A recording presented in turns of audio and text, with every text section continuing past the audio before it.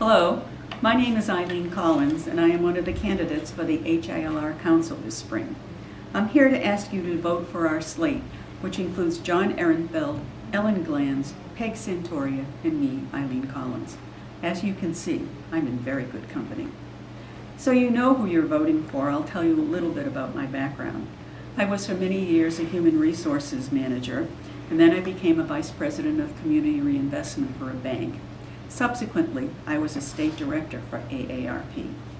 When I was 52 years old, I thought that was old at the time, I received my master's degree in liberal arts from Harvard Extension School. And I loved every minute of being an adult learner, and I wanted more. So when I retired 8 years ago, I quickly applied to become a member of HILR. Currently, I serve as chair of the Member Relations Committee. We're the people who match mentors and class partners with new members in order to engage them quickly in our community. The Council has asked the candidates for ideas to encourage people to become study group leaders.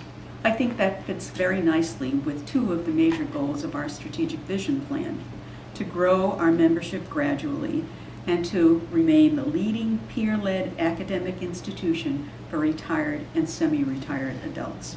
After all, peer-to-peer learning is at the very heart of HILR, and it sets us apart from other organizations. I think it's the responsibility of each and every one of us to encourage members to become study group leaders. We are a member organization, after all. At the Member Relations Committee, we do this all the time.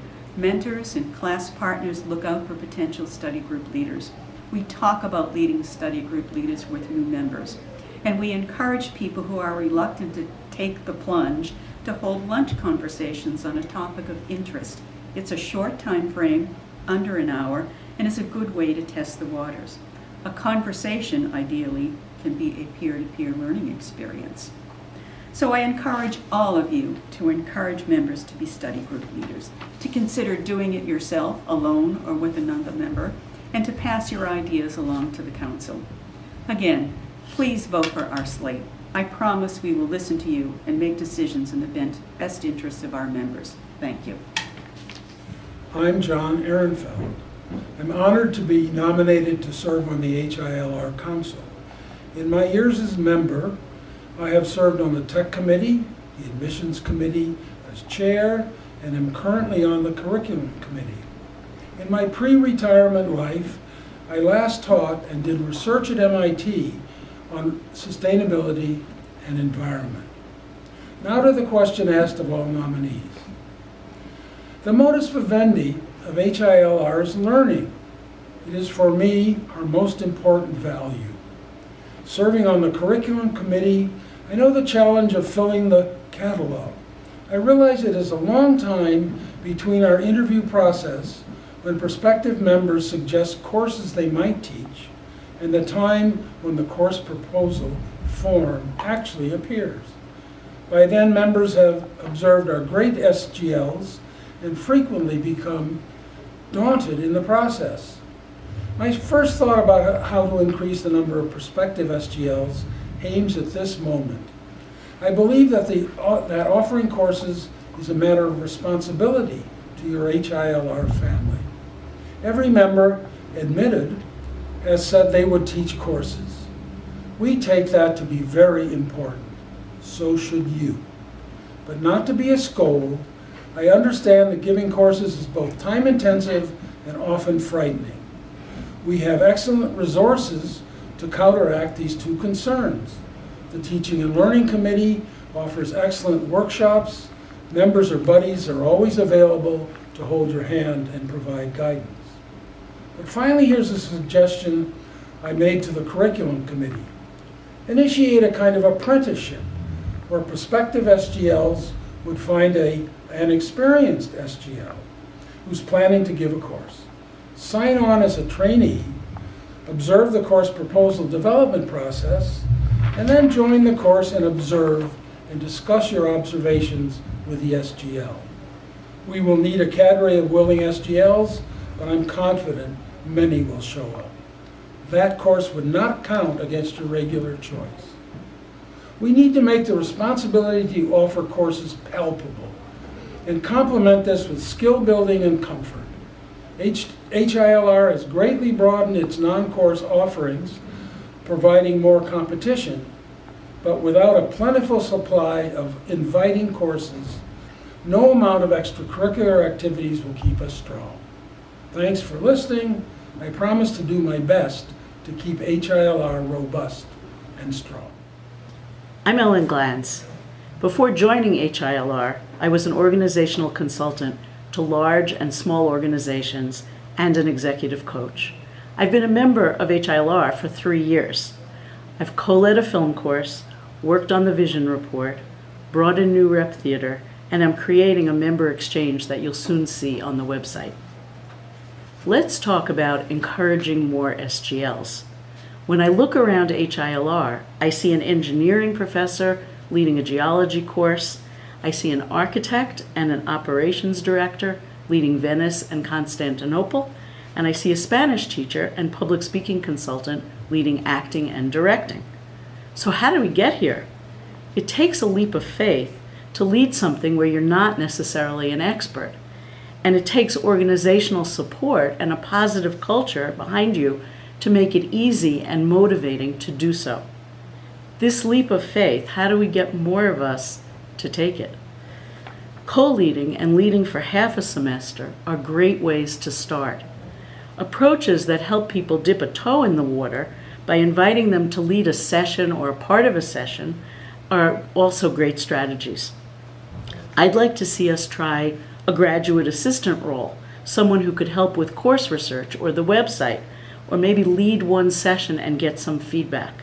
But the point overall is to take anxiety out of the role. You don't have to be an expert. You're not teaching. You're co-exploring a subject of interest. And it's an active role for study group members as well as study group leaders. We're all in this together. Now let's talk about the challenges and opportunities facing the Council.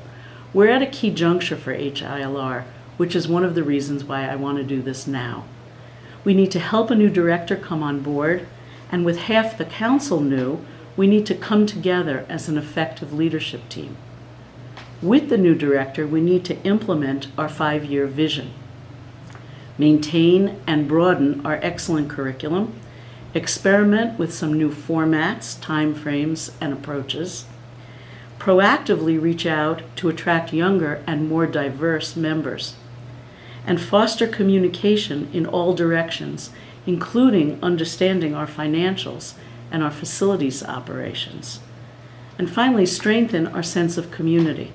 We need to go beyond the usual suspects and get more people engaged, particularly some of our newer members.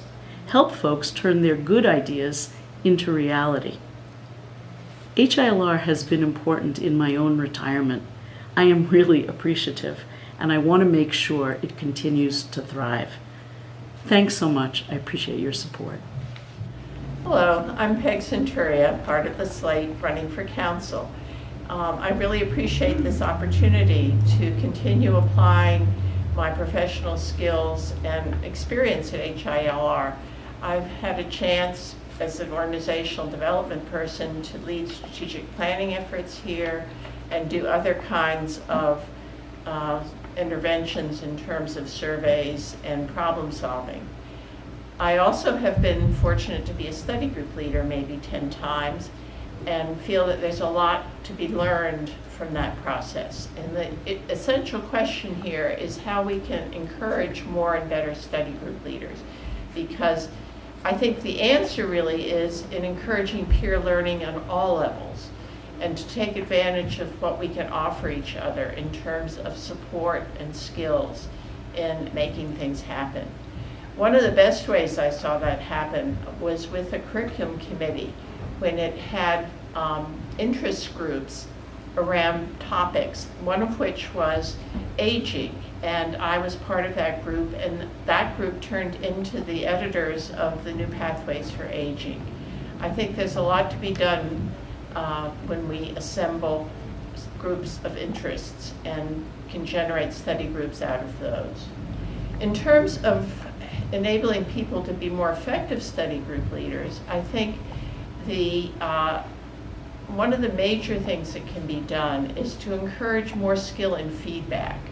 I think that the Teaching and Learning Committee can do more along the lines that it's already pursuing in terms of supporting both leaders and study group members in being better participants in the peer learning process. I also think that we can improve as a council, since we're sort of coordinating the committees, we can improve the handoffs between, for instance, curriculum and teaching and learning, so that the study group, a potential study group leader, feels supported all the way through. One of the things that might help with that is if we engage some people who don't want to be on committees but have a lot of experience in teaching and in giving feedback to teachers, because I think all those things can help us improve.